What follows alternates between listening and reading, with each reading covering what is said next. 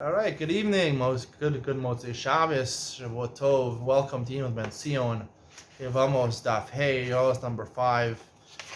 We have an interesting Gemara over here on Ham and Aleph. The Gemara is trying to prove Esei Docha Losa say, according to one Tana. So the Gemara tries to bring a proof from the second proof of the Gemara on Daf Ham and Aleph. The Gemara tries to bring proof from Mitzora, who happens to be a Kohen. El Asim is Zikno, about 6 lines down. The sign is Zikno, Matam Alomar, Levishnema, Uvad Zikanam Lechu. It says by Kohanim, you're not allowed to shave their beard. You're not allowed to shave your beard by a Kohen. Shemini Av Kohen Masorokin. You might think of a Kohen who gets Saras. Now he's matiring, so he's purifying himself. So the mitzvah is when you're matiring yourself, you have to shave your head and shave your beard. So you might think the mitzvah of Taras Masor is not Docha, the Losa say, Tamalomar Zikno. Tells you, Zikno, you even shave your beard. Ese is Docha, Losa say. So the question arises, and Tosas Yishanim brings this question. A lot of Rishonim bring this question. We're going to see Tosas Yishanim here on the bottom. Tosas Yishanim says the last Tosas Yishanim of Ham and Aleph. Why does it say a pasuk by Kohanim? Right, we're trying to prove. The Gemara at this point is trying to prove, but it's talking about a law that applies to everybody. Why do you have to choose Kohanim? What about Yisrael? We know there's an Isser. To use a razor, you can't use a razor for your beard. Right.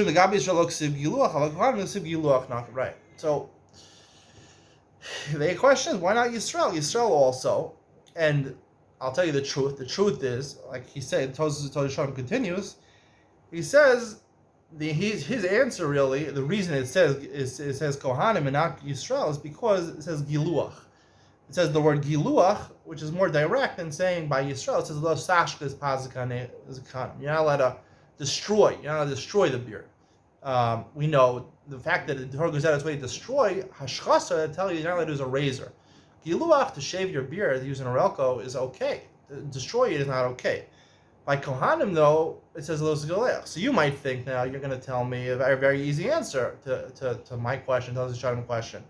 The reason that the Gemara picked on Kohanim is because it says the word Giluach, and maybe we would even say that by Kohanim there's an Isser to even shave, even with a Phillips Norako, even if you remove the lift and cut. We'll get that in a second, but even to shave, you can't shave. You can't shave. Leave your beard. It has to go to your toes.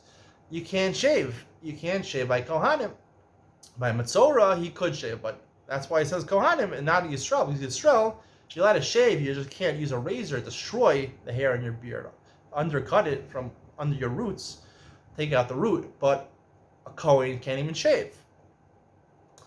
So Tosas Yishanim rejects that. He says because we have a Gemara in Kedushin, and it's the same Gemara in Makos, which talks about Yisrael, and the Gemara in Kedushin, Alam Hem is talking about Kohanim. It's the same exact brisa, and the Gemara, the brisa basically says, the brisa compares the two psukim. One pasuk in Parshat Kedoshim, it says, you're not allowed to destroy. And the Gemara says, why does it say in one place hashchasa and one by Kohanim in Parshas Amor? It says this pasuk, you can't shave. Gadoch has to shave. Why does he use different words? Why giluach in one place and hashchasa in another place? Now you'll tell me what's the question. Why does the Bryce even ask this question? Like, yeah, by Kohanim they're more mach. Like even the Gemara says a ribah and mitzvah, so you can't even shave.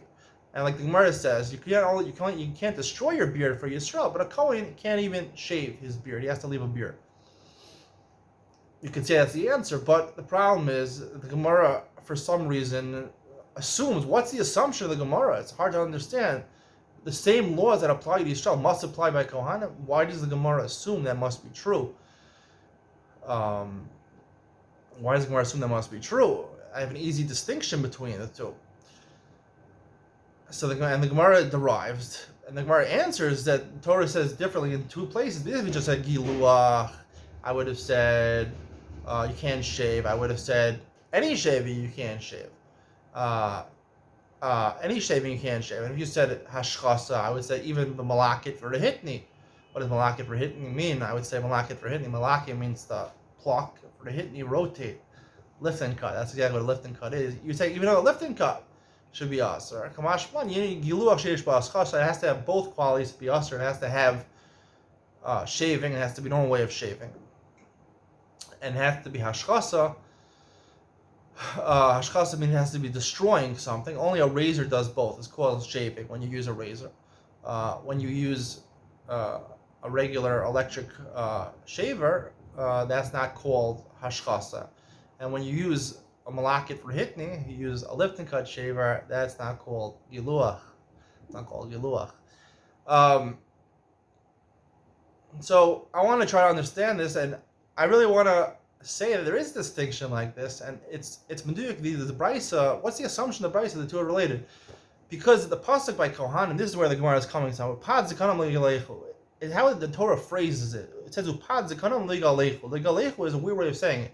And she says lo segalchu. That's a direct command. Don't shave your beards. Upad zikanom ligalechu. It's sort of saying like it backwards. Don't let it be that the corners of your beard should be shaved. Right? Don't let it be. By hashchasa, it says lo sashchisu. It's direct, right? Now, we know from the Gemara Makos that there's only you only chayav malchus by a lav sheish v'maisa. Lav sheish v'maisa. Gemara will learn to get the Makos one day. Lav sheish v'maisa means that I'm doing an action. If I just say something or it happens indirectly, I'm not chayav malchus for that. It's a lav. Torah prohibits doing it from. I can't get punished. I can't get lashes for that. If they're giving out lashes, we don't give out lashes nowadays. So you can't get lashes for that. You can't get whipped for that. So I think the Gemara is trying to say that and that's the whole brisa over there. The brisa over there is talking about a chiyuv over there. That's that says eno chayav. Chayav means you're chayav malchus. Not that it's usher. So I want to suggest over here, the reason it says it doesn't say in a direct way, it says in an indirect way, is to tell you that it's not a lav she'ish ma'isa, it's a lav she'emo ma'isa. The gather of the Isra by Kohanim is a lav she'emo ma'isa. And in Pazgam Ligalechu means the edge, the pad is the edge. The edges of your beard, lo yalechu, you shouldn't shave. Meaning you should shave your beard. You should trim it like me. It's trimmed. That's how you should trim. For Kohanim. Now, that's a separate question. Who are Kohanim nowadays? All rabbis consider Kohanim. Doesn't mean you should grow your beard till your toes. That's why it says Pazgam Ligalechu. It says Pazganam. The edges of the beard, the edges you should leave, but you should have a short beard. Lo sashchisu, though, that's talking about a Yisrael. A Yisrael is supposed to shave his beard. That's why it says in the proof. People say you have to have a beard. No. It says lo sashchisu. Why did Torah go out of the way to say lo sashchisu? Don't destroy it. Don't use a tar. Don't uproot it. It tells you you're supposed to shave. Just leave the roots. Don't uproot it. You should shave. You should use a Phillips and Ruckler. You should shave. By Kohanim, though, it says it says it in a way she'emo ma'isa to tell you that the lav, right? That wasn't part of the brisa. The lav is by Kohanim is to shave it. There is a lav to shave. You're supposed to leave a little bit. You're not supposed to have no hair. You're supposed to shave it, but you can't get malchus. That's the intent of the brisa. You can't get malchus. Unless you do gilo sheish ba'aschasa, unless you completely remove it. And that's why the Gemara brings over here, when we're talking about esei docha losa, say here, esei docha losa is nothing to talk about. We're not talking about punishments over here. We're talking about the chiyuv of the mitzvah docha losa, the lav. And that's why only by Kohanim, right? By Kohanim, could be by Metzora, the mitzvah of Metzora is just, even without gilo sheish ba'aschasa, you don't have to be mashkas it. The essay is just to shave it, and that's why the Gemara asks from Kohanim, because by Kohanim, there's even a lav to shave. You have to trim it. You can't take it all off. And therefore, by Kohanim specifically, it would be a problem. Hope you enjoyed today's share. See you tomorrow.